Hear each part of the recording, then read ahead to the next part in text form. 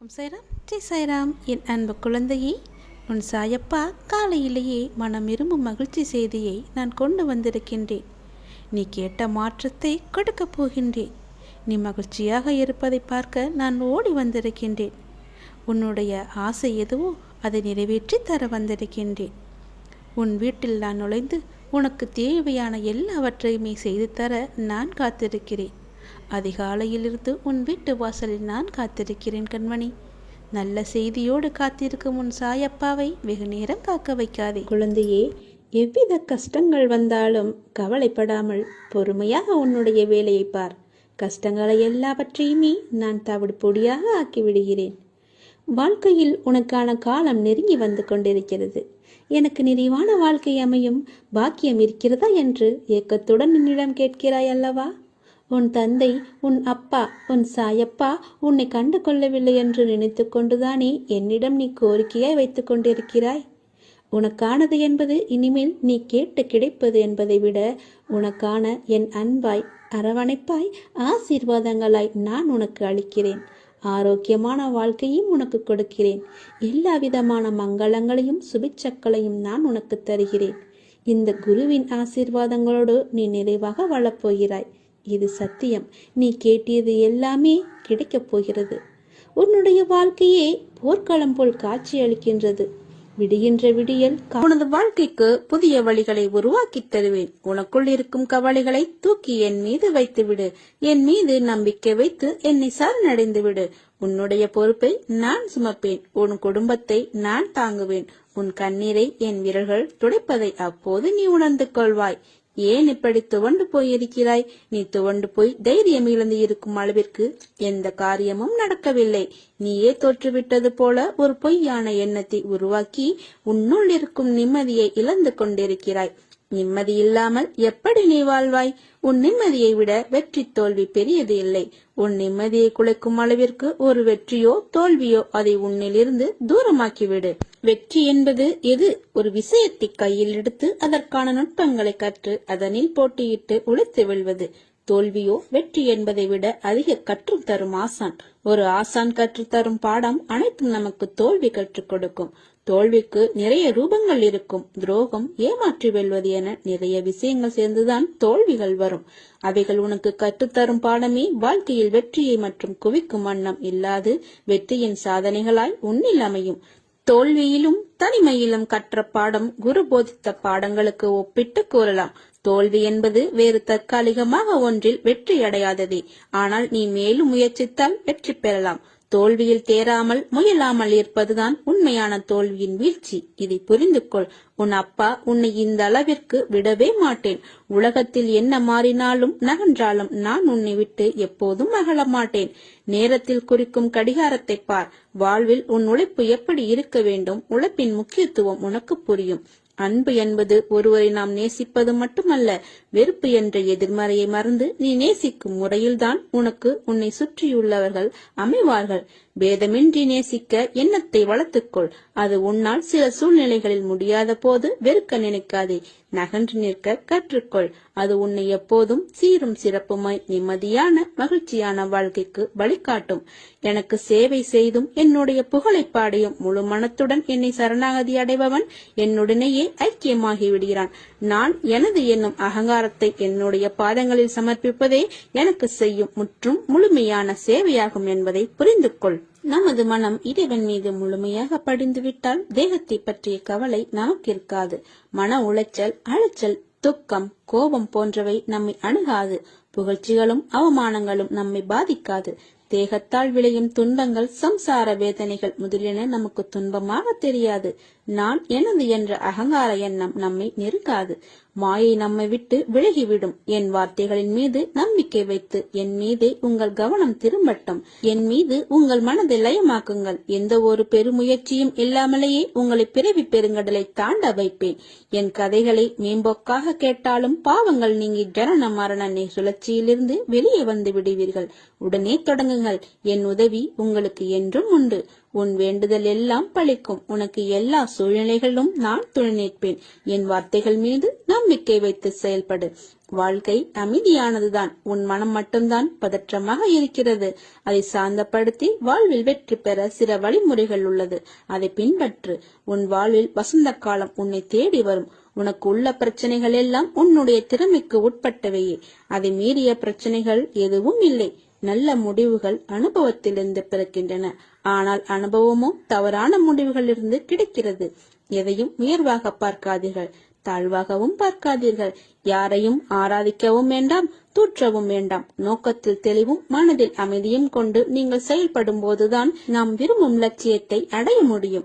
எப்போது எல்லாம் இறைவன் செயல் என நாம் உணர்கிறோமோ அப்போது நன்மையும் ஆனந்தமும் அமைதியும் நிரம்பி வழியும். உறவினராயினும் கடவுளே ஆயினும் தர்மமே மேலானது. தர்மத்திற்கு எதிராக செயல்படும் அனைவரும் ஒரு நாள் வீழ்ந்து போவார்கள். விதி வலியது.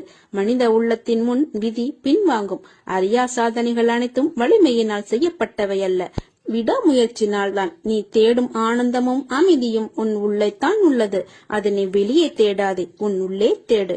நல்வாழ்க்கையை அமைத்துக் கொள்ள அறிவு ஒளியை பெற உன் உள்ளத்தில் இருந்து வரும் பொறாமை, போட்டி, பேராசை, பயம் போன்ற அழுக்குகளை அகற்றி உன்னை தூய்மைப்படுத்திக் கொள்ள வேண்டும். நீ தனியாக நின்றுதான் இதை சாதிக்க வேண்டும். இதில் யாராலும் உனக்கு உதவ முடியாது. என் வார்த்தைகள் மீது நம்பிக்கை வைத்து செயல்படு. எந்த சூழ்நிலையிலும் என் மீது மாறாத நம்பிக்கை வைத்திருப்பவர்கள் நான் எப்பொழுதும் கைவிட்டதில்லை. விதர்ப்பங்களான பேச்சுகளும் செய்கைகளும் உன் முன்னர் மற்றவர்களால் நடக்கிறதா? உன் கோபம், வெறுப்பு, எரிச்சலின் உச்சத்தில் அந்த பேச்சுகளும் செய்கைகளும் கொண்டு போய் விடுகிறதா? கவலை கொள்ளாதே. உன் மனதில் சில விஷயங்களில் இன்னும் தெளிவு தேவைப்படுகிறது. உன் மனம் பக்குவம் அடைய வேண்டியதாய் இருக்கிறது. அதை நீ கற்க வேண்டும் என்பதற்கே இந்த நிகழ்வு. அமைதியாய் சுமூகமான முறையில் ஒரு விஷயத்தை கையாளும் பண்பு என்பது அறிவுடைமையில் விளங்கும் சிறந்த பண்பு ஆகும். என் பிள்ளை, நீ பிறவியிலேயே அறிவுடைமையான ஆன்மா. இதனை தெரிந்து கொள்வதற்கு கணக்கு இல்லை.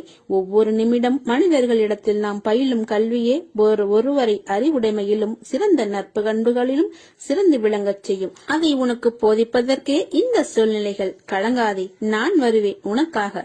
இதுவரை கண்ணீரை மட்டுமே கண்ட நீ இனி உன் வாழ்வில் அற்புதங்கள் காண்பாய். உன்னுடன் நான் இருக்கிறேன். உன் வாழ்க்கை என் கையில். நீயும் உன் குடும்பமும் என் முழு பொறுப்பு. நீ நிச்சயம் நல்ல நிலைமைக்கு வருவாய்.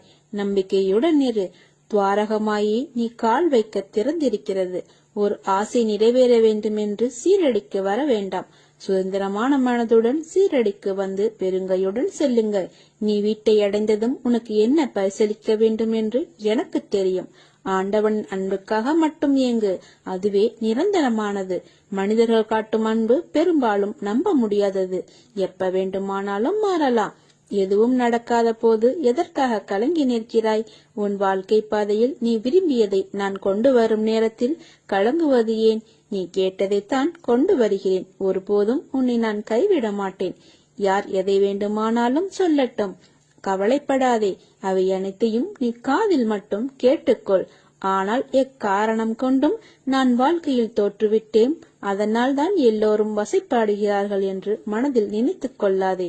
இவ்வுலகில் நிலை என்று ஒன்றுமே இல்லை. அது மனிதர்களின் செயல்பாடுகளுக்கும் பொருந்தும். எனவே நீ உன்னுடைய லட்சிய பாதையிலிருந்து தடம் புரளக்கூடாது. நம்பிக்கையோடும் மனதைரியத்தோடும் நீ நிதானமாக யோசித்து செயல்படு. இந்த உடல், மனைவி, மக்கள், மனை, செல்வம், வாழ்க்கை நிரந்தரம் என்று நினைக்காதே. ஆகையால் உடல் திடமாக உள்ள பொழுதே உன்னால் முடிந்த தர்மங்களை செய்ய வேண்டும். தர்மம் தலை காக்கும், தக்க சமயத்தில் உயிர் காக்கும் என்பது வாய்மொழி மட்டுமல்ல, வாழ்வின் அனுபவ மொழி. அனுதினமும் சேவிக்கும் பக்தனின் கூடவே இருந்து காப்பாற்றுவதே என் தர்மம். எனவே உன் துயரங்கள் தீர்ந்து வேண்டியது நிறைவேறும். மாறாத நம்பிக்கை, நீடித்த பொறுமை, உண்மையான பணிவான நேர்மையான செயல்பாடுகளே உன் லட்சியத்தை அடைய செய்யும் வழியாகும். உன் சாயப்பா நான் இருக்கிறேன். நிழலாக என்று உனக்காக. நீ செல்லும் இடமெல்லாம் உனக்கு துணையாக நான் இருப்பேன். என் வார்த்தைகள் மீது நம்பிக்கை வைத்து செயல்படு. மீதியை நான் பார்த்துக் கொள்கிறேன். நல்லதே நடக்கும். இன்னும் உன் நிலை இறங்கினாலும் சாய் இருக்கிறார் என்று இருக்கிறாயே, உன்னை நான் எப்படி கைவிடுவேன்? நீ பார்த்து கொண்டே இரு. உனக்கு கஷ்டங்களை உருவாக்கியவர்கள் கண் பார்க்க உன்னை கோபுரத்தின் உச்சியில் அமர வைக்கப் போகிறேன்.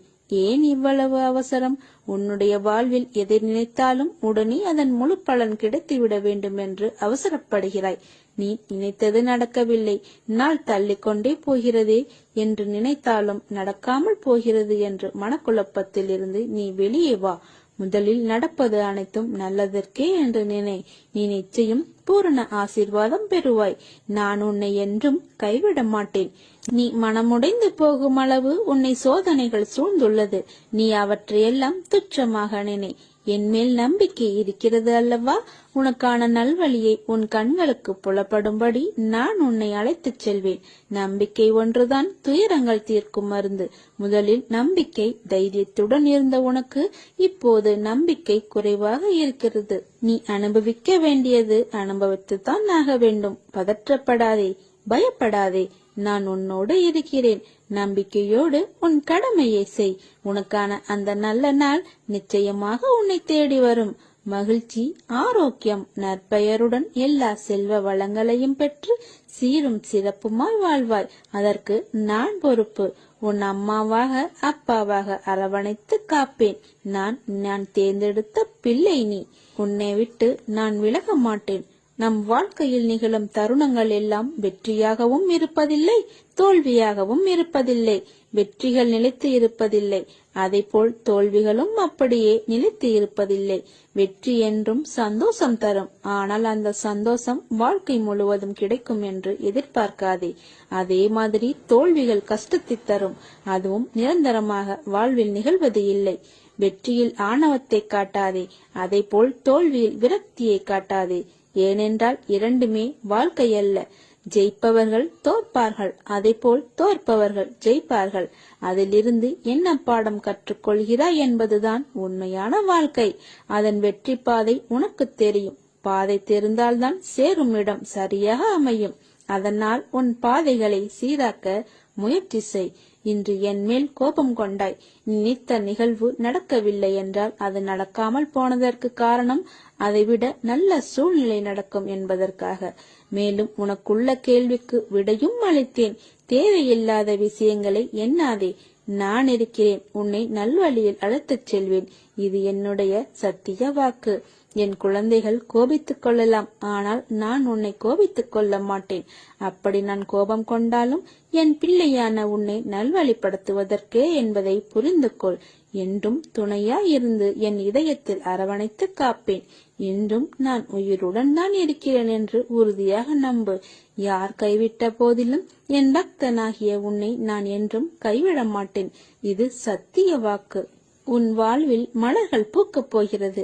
சோலைகளாய் மாறப்போகும் உன் மனம் இவற்றை உன்னுடன் அமர்ந்து காண நான் விரும்புகிறேன். சில பிள்ளைகளை வர வைப்பேன். சில பிள்ளைகளை பார்க்க நான் உன் சாய்தேவா வருவேன். அப்படி நான் பார்க்க வரும் என் பிள்ளை நீ என்றைக்கும் நன்றாக இருப்பாய். மனதில் எதையோ நினைத்து வேதனையில் இருக்கிறாய். அது எனக்கு தெரியும். அந்த வேதனைகள் தீர்ந்து மகிழ்ச்சி வரப்போகிறது. நீங்கள் என் கூடவே இருந்தும் எனக்கு ஏன் இவ்வளவு சோதனைகள் என்று நீ வருந்துகிறாய்? என் குழந்தையே, உன்னுடைய இந்த சோதனைகள் ஒரு நல்ல வாழ்க்கைக்கு உன்னை அழைத்துச் செல்லும். நீ உன் வாழ்க்கையை எப்படி வாழ வேண்டும் என்பதை கற்றுத்தரும். அனைத்தும் விரைவில் சரியாகும். புதியவற்றை பின்பற்றுவதற்கு பதிலாக வழக்கமான விஷயங்களை ஏற்றுக்கொள்ளுங்கள். உங்கள் வீட்டிற்கு நண்பர்கள் வருவார்கள். 9 நபர்கள் உங்களுக்கு உதவுவார்கள். எல்லா துன்பங்களையும் பொறுமையுடன் தாங்கிக் கொண்டு என்னை சரணடைகிறவன் என்னை மிக மகிழ்ச்சியில் ஆழ்த்துகிறான். திடமான விசுவாசத்தை மனதில் தரித்து எவர் தம்முடைய குருவை வழிபடுகிறாரோ அவருக்கு இறைவன் எக்காலமும் கடன்பட்டவனாகிறான். அவரை யாரும் வக்கிரமாக பார்க்க முடியாது, கேடு செய்ய முடியாது. எவர் ஹரிகுரு வழிபாட்டில் விருப்பம் கொண்டு அரை நிமிடத்தையும் வீணாக்க மாட்டாரோ அவருக்கு குரு எல்லையற்ற ஆனந்தத்தை அளிப்பார். பிறவி பெருங்கடலை தாண்டி அழைத்துச் சேர்வார். சாயி நம்முடன் இருக்கிறார். நல்லதே. உனக்குள்ளே அச்சமும் குழப்பமும் அதிகரித்து வருகின்றது. உன் கேள்விகளுக்கு விடை கிடைக்காமல் அது நீண்டு கொண்டே இருக்கிறது. ஆனால் இந்த நாட்கள் நீ மௌனமாக இருக்க வேண்டிய நாட்கள்.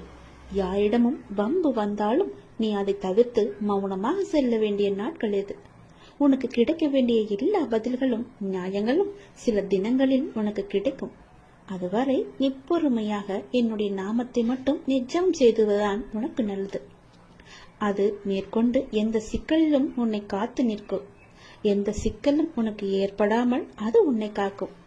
என்றுமே நான் உனக்கு எப்பொழுதும் துணையாக இருப்பேன். உங்களுக்கு எதிராக எத்தனை பேர் செயல்படுகிறார்கள் என்பதை பற்றியெல்லாம் பொருட்படுத்த வேண்டாம். உனக்காக நான் இங்கு செயல்பட்டு கொண்டிருக்கிறேன் என்பதையும் நீ மறந்துவிட வேண்டாம். உன் மனதை குழப்பும் பிரச்சனை விரைவாகவே சரியாகிவிடும். நான் பார்த்துக் கொள்கின்றேன்.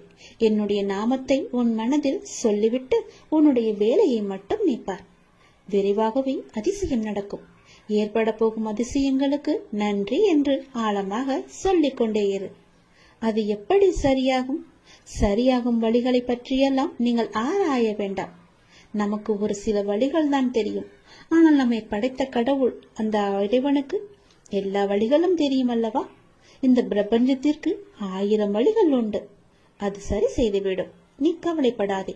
உங்கள் வார்த்தைகள், எண்ணங்கள் பிரபஞ்சத்திற்கு கட்டளைகளாக அனுப்பப்பட்டு விரைவாகவே அது சரி செய்துவிடும். உங்களை சுற்றி எதிராக நடப்பதை பற்றி நீ கவலைப்படவே வேண்டாம். பயம் இருந்தால் நீங்கிவிடு.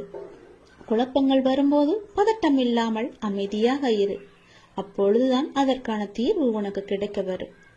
உங்களை பற்றி எதிராக நடப்பதை பற்றியெல்லாம் பயந்து கொண்டு பயத்துடனும் குழப்பத்துடனும் நீ வாழ்ந்து வந்தால் இந்த வாழ்க்கையை உன்னால் நிம்மதியாக வாழ முடியாது.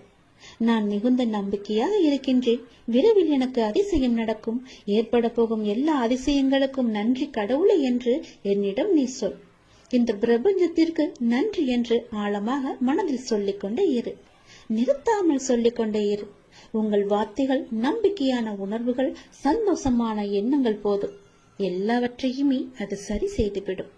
உங்களின் நேர்மறையான சக்தி இந்த பிரபஞ்சத்தை காட்டிலும் சக்தி வாய்ந்தது என்பதை மட்டும் நீ உணர்ந்து கொள். எப்பொழுதும் கண்ணீரும் குழப்பமாக உன்னை நீ வைத்துக் கொள்ளாதே. இன்று நீ மௌனமாக இருக்க வேண்டிய நாள். உனக்கு கிடைக்க வேண்டிய பதில்கள் எல்லாம் சில தினங்களில் கிடைக்கும். அன்று வந்து நீ எனக்கு நன்றி என்று கோரு. உனக்கான பதில்களை தான் நான் தயார் செய்து கொண்டிருக்கிறேன். விரைவாகவே அது உனக்கு கிடைக்கும். பல அதிசயங்கள் உனக்கு நடக்கும். எல்லாம் நன்மைக்கே என்று எடுத்துக்கொண்டு இன்று மௌனமாக இரு. நீ எனக்கு எப்போதுமே முக்கியம். என் கண்கள் உன் மீதுதான் எப்போதும் இருக்கும். நீ கேட்டதை விட அதிகமாக கொடுக்கப் போகிறேன். நல்லதே நடக்கும். உனக்கு ஒரு விஷயத்தை சொல்கிறேன். நான் உன்னுடன் எப்போதும் இருக்கேன். நீ கவலை இல்லாமல் இரு. எந்த ஆபத்திலிருந்தும் நீ முற்றிலும் காப்பாற்றப்படுவாய் என்பதில் உனக்கு எந்தவித சந்தேகமும் வேண்டாம். ஒவ்வொரு வினாடியும் நான் உன்னுடனே இருக்கிறேன். நீ தனியாக நடக்கிறாய் என்று நீ நினைக்கிறாய். உன் பாதையை என்னால் வடிவமைக்கப்பட்டது. உனக்கு அள்ளி கொடுக்க நான் இருக்கிறேன். உனக்கு தேவையானதை நீ கேள். உனக்கு எது தேவையோ அதை நான் வாரி வழங்குவேன். உனக்கு துயரத்தை தருவது இப்போதைய உனது நிலை அல்ல, உனது தன்னம்பிக்கை குறைந்த தன்மை, அதாவது அவநம்பிக்கை என்பதை தெரிந்து கொள். உயிர் போனாலும் தானாக போகட்டும். இருக்கும் வரை தொடர்ந்து போராடு. கொலையாக அழுது புலம்பாதே. தலைவலியாக இருந்தால் என்ன, தலை போகும் காரியமாக இருந்தால் என்ன, இந்த வாழ்க்கையில் இந்த ஒரு தரம் மட்டுமே இந்த கடினமான பாதையை கடந்து போக போகிறாய். நடுப்பகுதியை தாண்டி விட்டாய். இன்னும் கொஞ்ச நேரம், கொஞ்ச தூரம்தான். சுமையை இறக்கி வைக்க இன்னும் கொஞ்சம் அவகாசம்தான். அதற்குள் அவசரப்பட்டு விடாதே. சோதனையை சகிக்கிறவன் பாக்கியவான். ஏனெனில் சோதனை காலத்தில் அவனோடு நீக்கமர நிறைந்திருக்கிறேன். பிரச்சனைகளை எதிர்கொண்டு போராட தயாராகிறவன் பாக்கியவான். யுத்த காலத்தில் அவன் சார்பாக நான் நிற்கிறேன். இழிவுபடும் போது சகித்துக் கொள்ளும் நீ பாக்கியசாலி.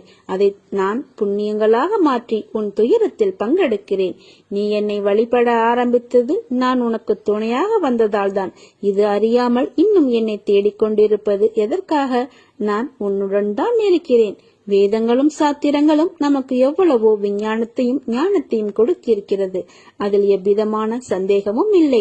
நம்முடைய சாமர்த்தியம் என்ன என்பதையும் நாம் தெரிந்து கொள்ள வேண்டும். அவற்றை பற்றி விவரமாக கூறுபவர் யார் இருக்கிறார்கள்? அவற்றை எவ்விதமாக அறிந்து கொள்வது என்ற சந்தேகத்தால் காலத்தை வீணாக்காதே. எறும்பு ஒரு மலையை சுமக்க முடியாது, மேலே தூக்கவும் முடியாது. ஆனால் மலையின் மேல் எறும்பினால் ஏற இயலும். காரணம் என்னவென்றால் அதற்கு அந்த விசுவாசம் இருக்கிறது. அந்த விசுவாசத்தின் காரணமாக அந்த வேலையை செய்ய முடிகிறது. என் நாம உச்சாடனையில் அப்படிப்பட்ட நம்பிக்கையை நீ வைத்தால் உன்னை நான் ஆன்மீக மலைச்சிகரத்தின் உச்சியில் உட்கார வைக்கிறேன். பாதையில் நீ நீர் ஊற்றினால் கிளைகள் துளிர் விடுகிறது. வேதங்களுக்கும் சாஸ்திரங்களுக்கும் மூலம் ஏதோ ஒரு சக்தியின் நாமமே. நாமம் என்றால் சொரூபத்தை ஒருமித்த உச்சரிப்பின் மூலம் உண்மையை கிரகித்தலேயாகும். என் நாமத்தை உச்சரிப்பதால் வேறு சிந்தனைகள் தோன்றாது, அனர்த்தமான துன்பங்கள் வளராது. என் வார்த்தைகள் மீது நம்பிக்கை வை. நினைத்து பார்க்க முடியாத அதிசயம் இப்போது நடக்கப் போகிறது. உனக்கான நற்பலன் நிச்சயம் உன்னை வந்து சேரும். பாபாவை நம் வீட்டின் மூத்தவராக நினையுங்கள். கடவுளாக நினைப்பதை விட அவரை உங்கள் வீட்டில் ஒருவராக நினைத்து உணவு தண்ணீர் அனைத்தும் வைத்து அவருடன் பேசுங்கள். உங்கள் மனக்கவலைகள் அனைத்தையும் கேட்பதற்கும் அதிலிருந்து உங்களை மீட்பதற்கும் அவரால் தான் முடியும். தன் குழந்தைகளின் சந்தோஷமே தன்னுடைய சந்தோஷம் என்று அன்றிலிருந்து இன்று வரை வாழ்ந்து வருபவர் நம்முடைய சாய்பாபா. நம்பிக்கையுடன் இருங்கள், நல்லதே நடக்கும். நீங்கள் கேட்டது விரைவில் கிடைக்கும், கிடைத்தது நிலைக்கும். பொறுமையுடன் காத்திரு. கண்கள் உன்னை காண, உள்ளம் உன்னை நினைக்க, கைகள் உன்னை வணங்க, வணங்கும் உள்ளத்தை காத்தருள் புரிவாய் என்று சாய்பாபாவிடம் கேட்டுக்கொள்ளுங்கள். நான் யார் என்று யாருக்கும் தெரியாது. யாவும் அறிந்த பாபா என் நிலை நீ அறிவீர்களா? மாயை சூழும் வாழ்வில் தடுமாறும் நிகழ்வில் எம்மை தனித்து விடுவீரோ? சிரமங்கள் சூழும் வாழ்வில் அதை போக்கிட வரம் தாரீரோ? மெய்தனை வெந்து மனம் தன்னின் நொந்து வாழ்வதுதானா என் வரம்? நின் விழிப்பார்வை என்னை பார்ப்பதில் என்ன சுணக்கம்? யார் யாரோ எப்படியோ வாழ்ந்திருக்க நின் திருவடியில் நிழல் தேடும் இந்த பாவி பக்தனை புறம் தள்ளாதீர் பாபா. பாவங்கள் பல செய்தாலும் காப்பது உன் கடமை. என் நல் தேடலும் தேவையும் தருவது உன் சத்தியமே. சாய்தேவா, என்னை காப்பாற்று. உன்னை நம்பி கெட்டவர்கள் யாரும் இல்லை, நானும் கெடப்போவதில்லை. எம்மை கரை சேர்ப்பதே உன்னுடைய பொறுப்பு. உன் அற்புதம் என் வீட்டில் நிகழட்டும். உன்னை கை தொழுதிட்டு கண்டு யாவரும் எம்மை கேலி பேசக்கூடாது. என் தேவை அறிவீர்களாக நீங்கள். என் கரம் தாருங்கள். நான் அழுதது போதும், நான் சிரிக்க வேண்டும். ஆனந்த பாபாவே, ஆனந்தம் வேண்டும். நேர் செய்திடுங்கள், சரி செய்திடுங்கள். இக்கணமே வாழ்வில் இனிப்பை தாருங்கள். என்னை தேற்றிட உமையின்றி யாரும் இல்லை. எம்மை காத்து அருளீர் பாபா என்று இக்கணமே அவரிடம் வேண்டிக் கொள்ளுங்கள். சாய்நாதா, நீங்கள் இல்லை எனில் நாங்கள் இல்லை. நாங்கள் நிற்பதும் நடப்பதும் உண்ணுவதும் உறங்குவதும் சிரிப்பதும் அழுவதும் வெற்றியும் தோல்வியும் இன்றும் நாளையும் எல்லாமே உன்னால் தான். பாபா நமக்கு ஒரு காரியத்தை தாமதப்படுத்தினால் நிச்சயமாக அதில் ஒரு நன்மை இருக்கும் என்பதை நம்புங்கள். ஒரு கஷ்டம் வரும்போது நமக்கு நல்ல காலம் பிறந்து விட்டது, இனி நன்றாக இருப்போம் என நம்பிக்கை கொள்ள வேண்டும். தன்னை மட்டுமே நம்பி வந்த பக்தனுக்கு எந்த விதமான ஆபத்தும் வராமல் காப்பாற்றுவதே சாயினுடைய சத்தியமான விரதம். உலகத்தில் உள்ள ஒவ்வொரு ஜீவனின் ஆழ்மனத்தின் எண்ண ஓட்டங்களையும் அறிந்து வைத்திருக்கும் சர்வாந்தர்யாமியே சாய்பாபா. நம்முடைய ஒவ்வொருவரின் கடந்த காலமும் நிகழ்காலமும் எதிர்காலமும் அவருக்கு வெட்ட வெளிச்சமாக உள்ளங்கை நெல்லிக்கனி போல் தெல்ல தெளிவாக தெரியும். தன் பக்தனுக்கு என்ன நடக்கப் போகிறது என்பதும் பாபாவுக்கு நன்கு தெரியும். தன்னை மட்டுமே நம்பி சரணாகதி அடைந்த பக்தனுக்கு எந்த விதமான ஆபத்தும் வராமல் காப்பாற்றுவதே பாபாவின் வேலை. அவரே பார்த்துக் கொள்வார்.